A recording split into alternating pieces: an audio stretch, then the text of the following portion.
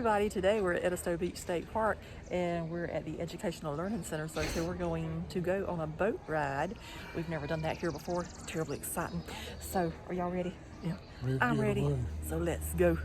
Because the reason he's saying that, because we've already done the boat ride and we about froze out there. So if y'all ready to see it, we're ready to show it, so let's go.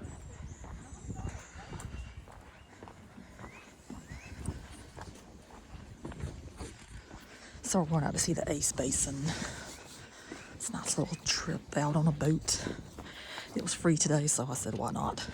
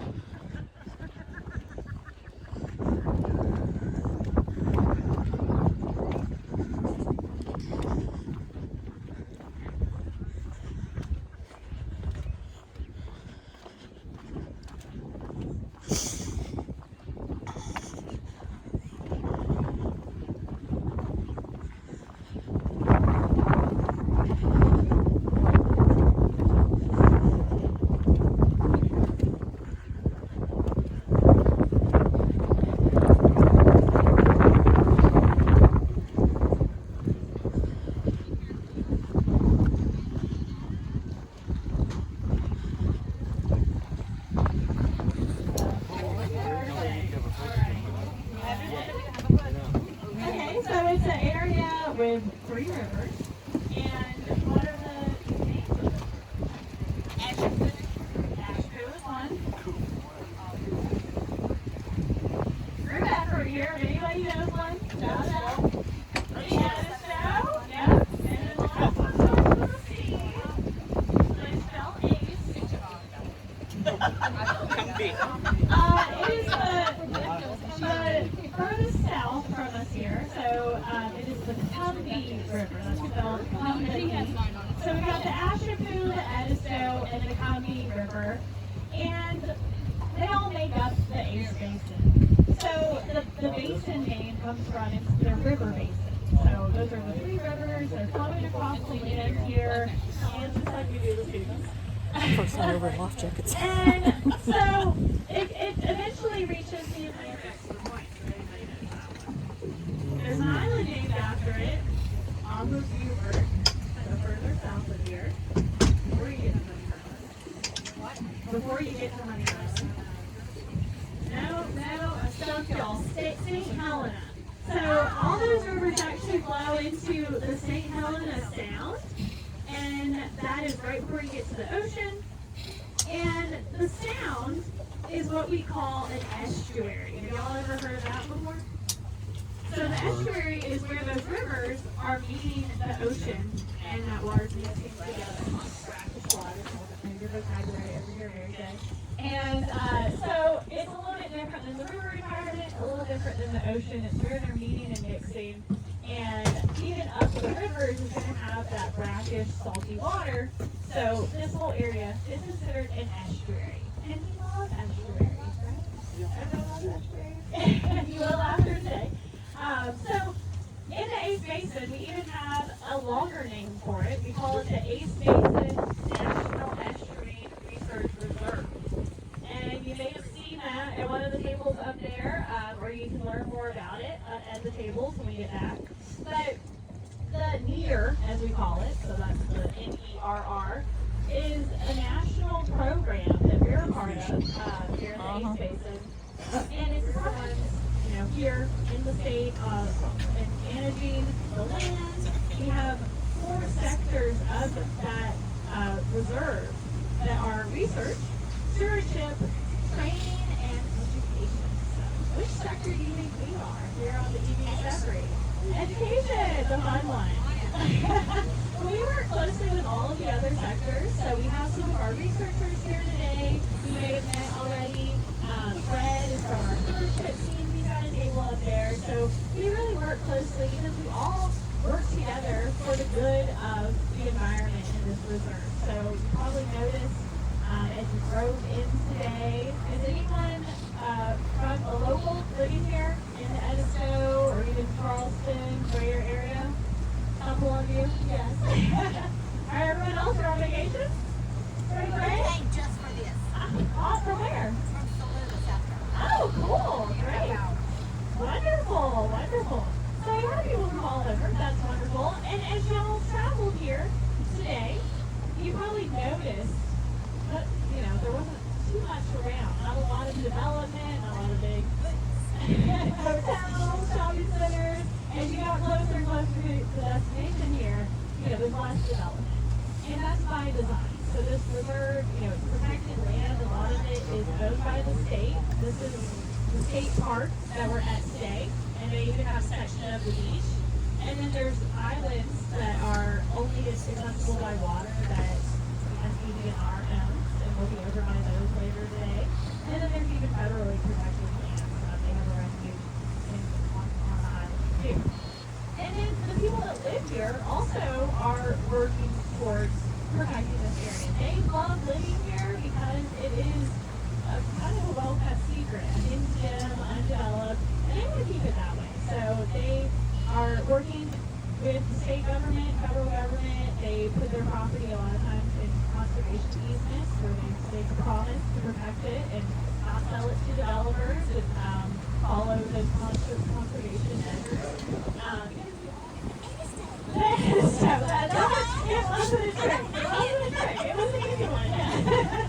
So we are going in the South Edisto today. Right now we're in Big Bay Creek. So we're coming around this bend and we're going to come out right into the end of the South Edisto. We actually will be very close to the Atlantic Ocean. You'll see it right beside there. But we're not going in the ocean. The Atlantic Ocean is rolling us out. And so as we come around this bend, you're going to see what I would say is the most developed portion of the Eighth Basin. What is this area here? Y'all are probably a lot of you are staying there right now? Yeah, the Edisto Beach front. This is the barrier island here. So on the other side of this island is the beach. And so it's really, the most developed. A lot of houses here. There's restaurants and marinas. But nothing like, Myrtle Beach or other beaches. And that is still the people that live here on Edisto Beach. They don't want it to become the next Myrtle Beach or Hilton Head. So they don't allow big hotels, chains, and things like that. So it is still one of the last remaining kind of small beach towns, but quickly becoming more well known. Is this anyone's first time to Edisto Beach area? Or y'all been coming back for years? Cool. It is a beautiful place. So we go along, we'll see kind of the more developed side. Flounder, red drum. Maybe you like to go fishing for those animals. Maybe you like to eat them. You see them on the seafood menu. But we're studying them, and our researchers are studying them, monitoring populations in hopes that they'll continue to have those populations. So we want to make sure that they stick around. Same with crabs, shrimp. Big commercial industry there, so we want to monitor and make sure that population is healthy. Now, most of it's not so much. There are like a shiny Caribbean lobster that can be found in South Carolina waters, but the classic lobster doesn't.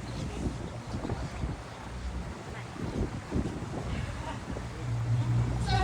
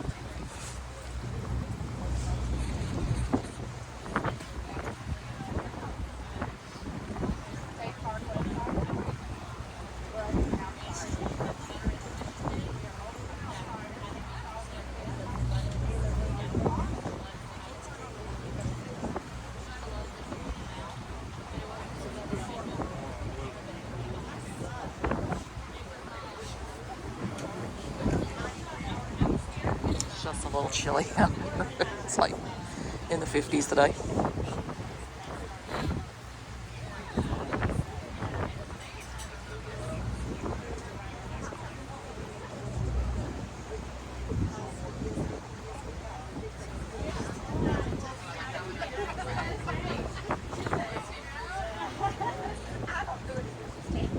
Oh, by the way, extra dairy. I know, sorry. Is that honey? Yes, no,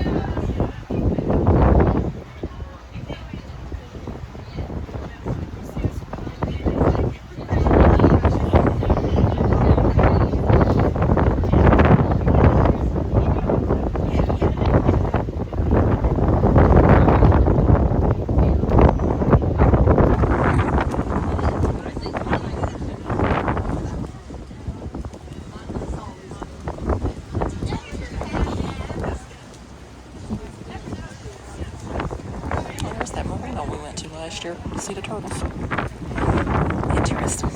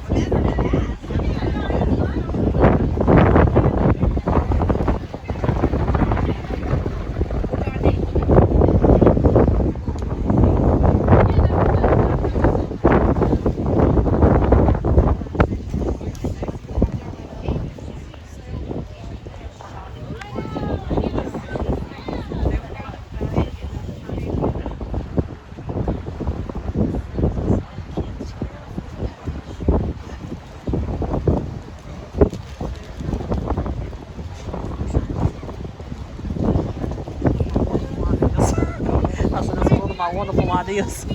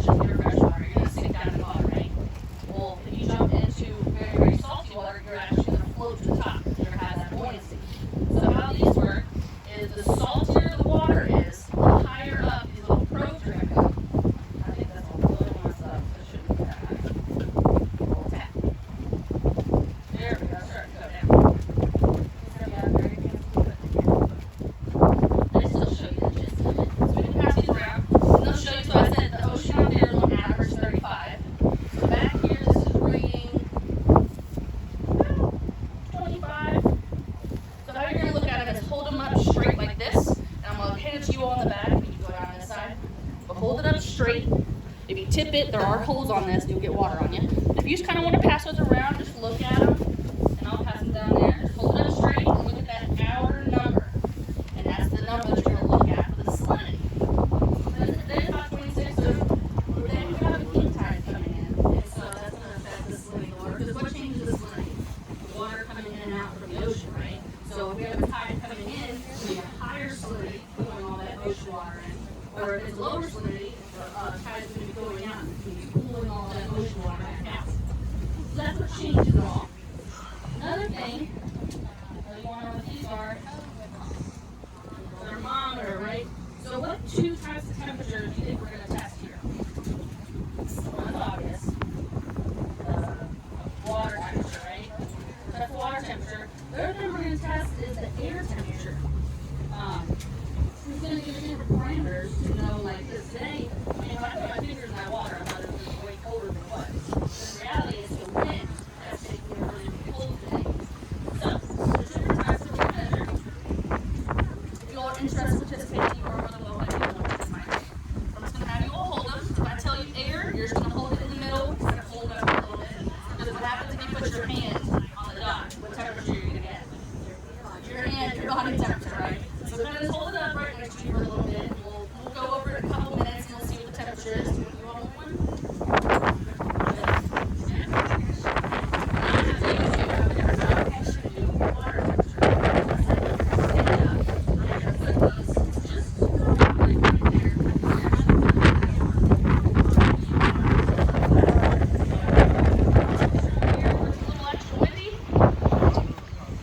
You know how cold it is?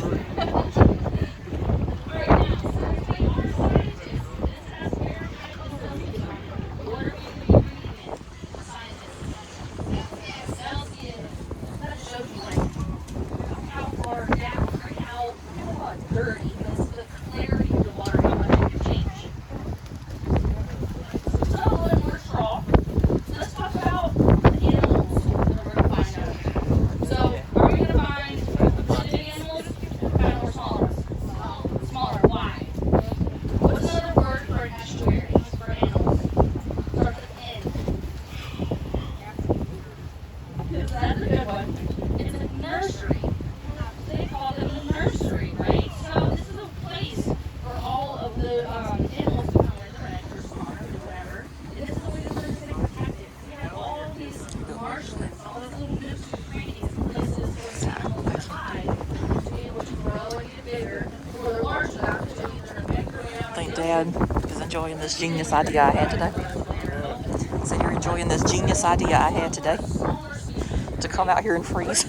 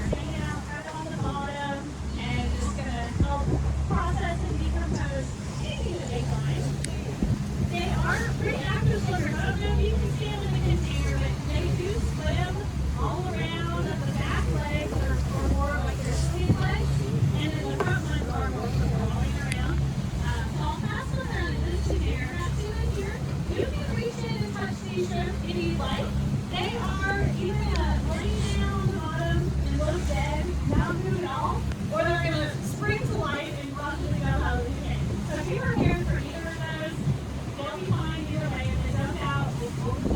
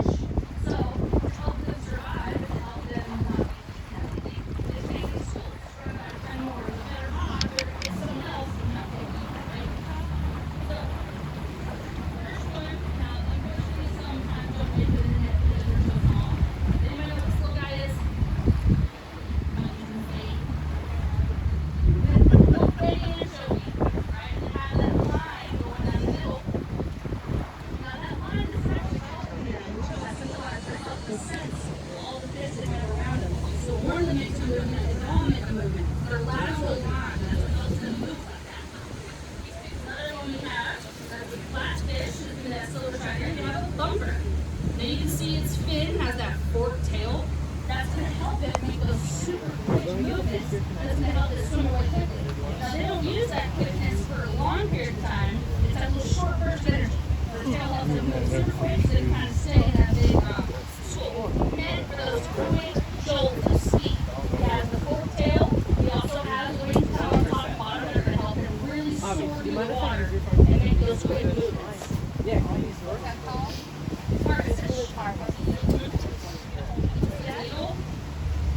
That's a cutlass. Cutlass. These one have that long kind of like dorsal on top that's kind of like right? Now imagine sitting next to the water. You don't even know what it is. It's so shiny. The big one. Maybe it's a family, yeah, but they're like a really long tail. Is that a cutlass? Yes. That's pretty gnarly. I'll pass it around. You can, if you want to touch one of these, you move off. If you want to pull that out and kind of look at it, you can. None of them in here are cheap as hell. Just put it up there. I'm not sure if like maybe there was an accident there or just in memory of someone maybe. And what'd you say that was? The big one is a tonguefish, and then the smaller ones are hog chokers. Yeah. Have you heard of that before? Never heard of either one of them. So they're like a much simpler version of a flounder. They're not going to get much bigger. The tongue, about the size of the tonguefish is You can see he's so big and thin. You can see his coloration up against the side. He has those beautiful stripes and colors. He has the double dorsal fins on the front and the back. And you can see how he has it pointed straight up top. He is gorgeous. He's right up. You walk past around. You walk in and touch him. Put your finger in. Just kind of like on the side. Sure he doesn't have a spiny dorsal.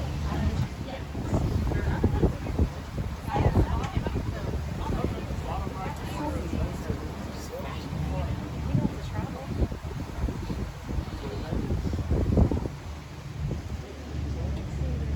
That was that house you liked. The lighthouse, looking house. Got one more. It is pretty. Sword mom.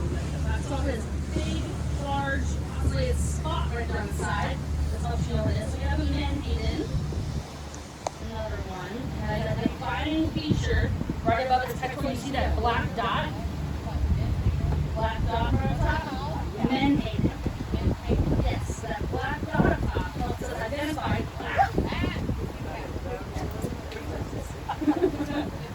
Yes. But that's what I'm saying. You see, he also has that forked tail.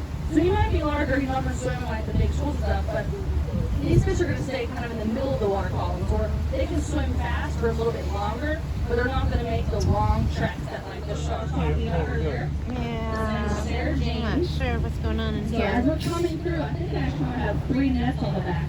Good variety, but they're not lasting. What this one is called? 3 letters. That's a cake. It's a huge circle. You can see the bars through it, right? You get past this little one in front of it, you might see it as we go. And what kind was that?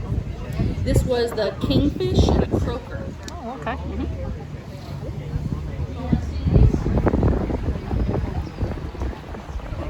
This little oscillated spots.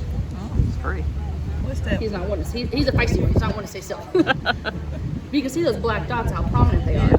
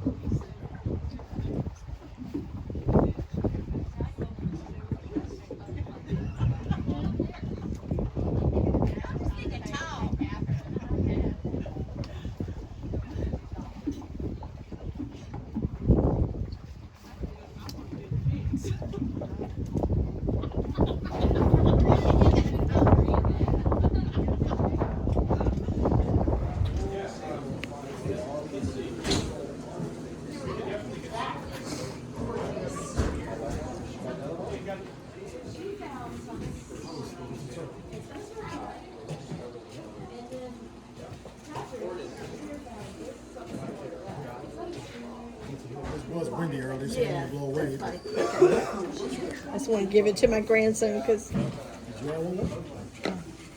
thank you. You got another one. Yes, ma'am. I sure do.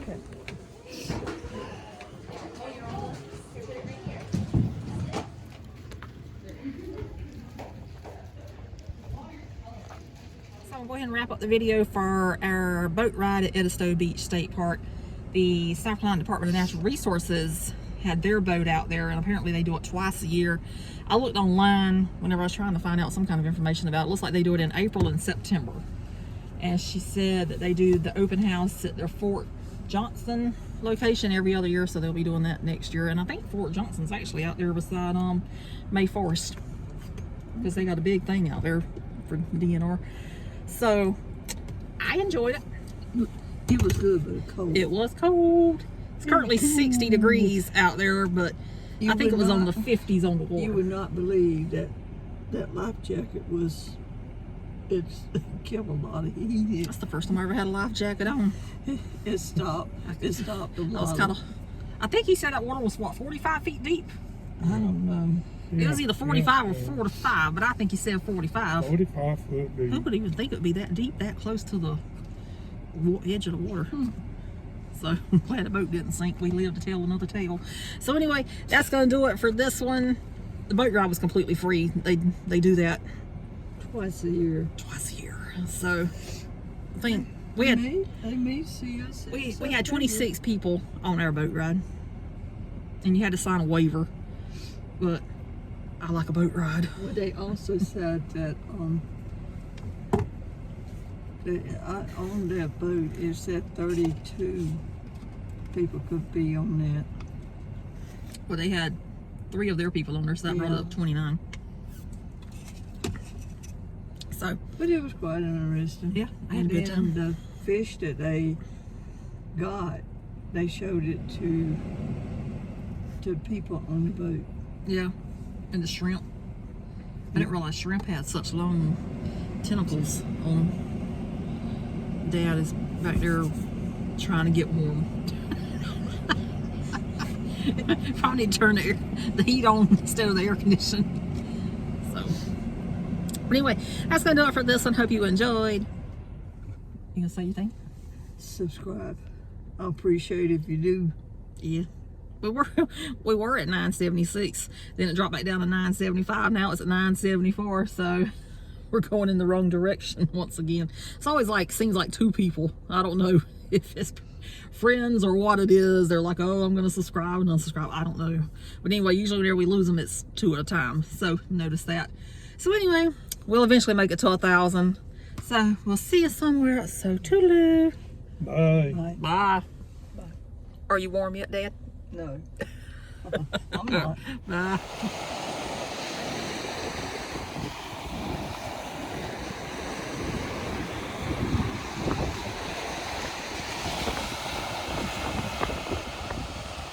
So today we're at Edisto Beach State Park at the Environmental Learning Center.